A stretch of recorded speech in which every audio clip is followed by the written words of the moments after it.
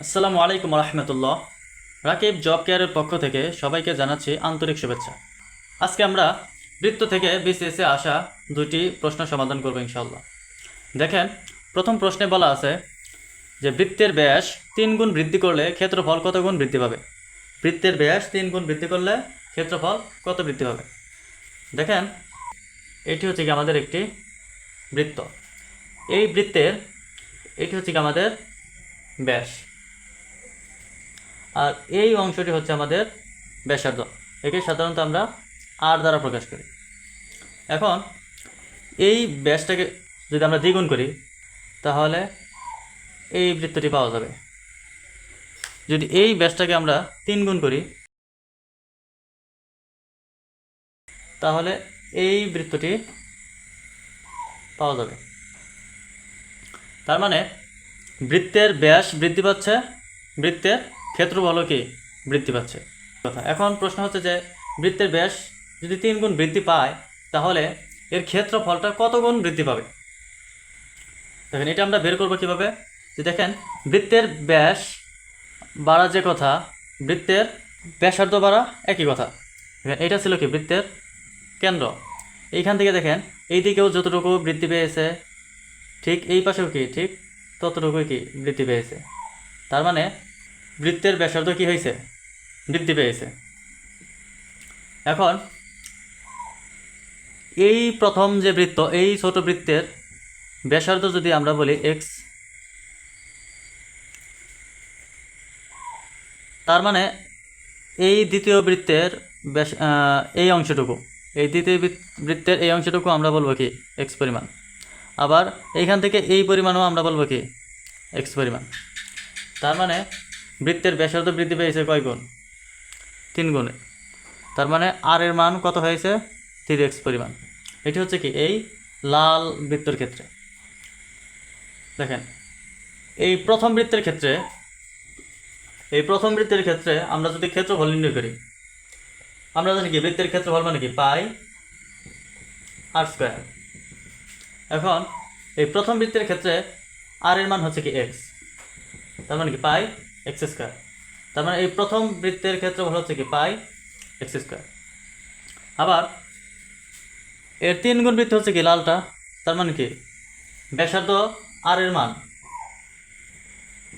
ব্যাসার্ধ আর এর মান যদি 3 গুণ বৃদ্ধি পায়, অর্থাৎ এক্স এর কি 3 গুণ, আর এর মান যদি 3 গুণ বৃদ্ধি পায়, সেই ক্ষেত্রে আমাদের ক্ষেত্রফল হবে কি পাই আর স্কোয়ার সমান পাই আর এর মান হচ্ছে কি 3x তার স্কোয়ার সমান এখান থেকে আমাদের আসবে কি 9 পাই এক্স স্কোয়ার। দেখেন, এই পাই এক্স স্কোয়ার এটুকু হচ্ছে কি আমাদের একটা বৃত্তের ক্ষেত্রফল। এর সাথে কয় গুণ আছে, 9 গুণ।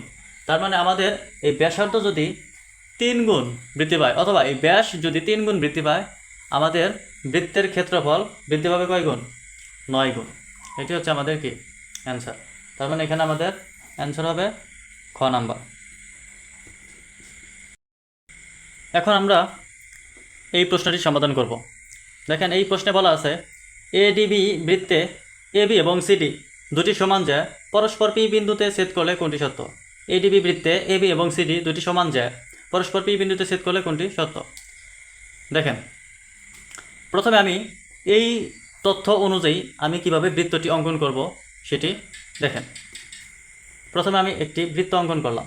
এটি হচ্ছে আমাদের একটা বৃত্ত। এই বৃত্তের দুটি সমান জ্যা আছে, ধরলাম এটি একটি জ্যা, এটি একটি জ্যা। এই দুটি কি জ্যা পরস্পর সমান।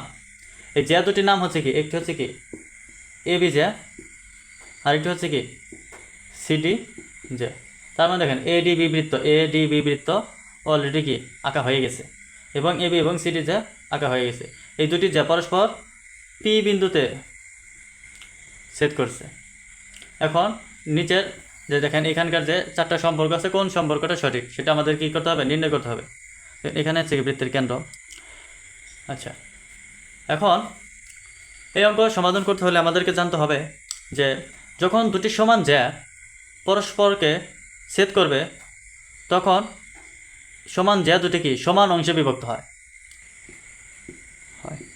তার মানে এই কথাটির অর্থ হচ্ছে কি, এই এপি এপি সমান পিসি পিসি, আবার পিডি পিডি সমান পিবি।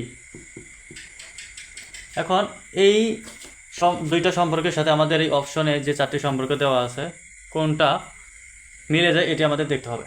দেখেন প্রথম যে সম্পর্ক পিসি সমান পিডি, এখানে পিসি সমান পিডি কোনোটাই নেই, পিবি সমান পিসি পিবি সমান পিসি কোনোটাই নেই। গ নম্বরে একই অ্যান্সার। এখন ঘ নম্বরে পিবি সমান পিডি, দেখেন পিবি সমান পিডি এই সম্পর্কটা কি দেওয়া আছে, তার মানে আমাদের অ্যান্সার হচ্ছে কি ঘ নাম্বার।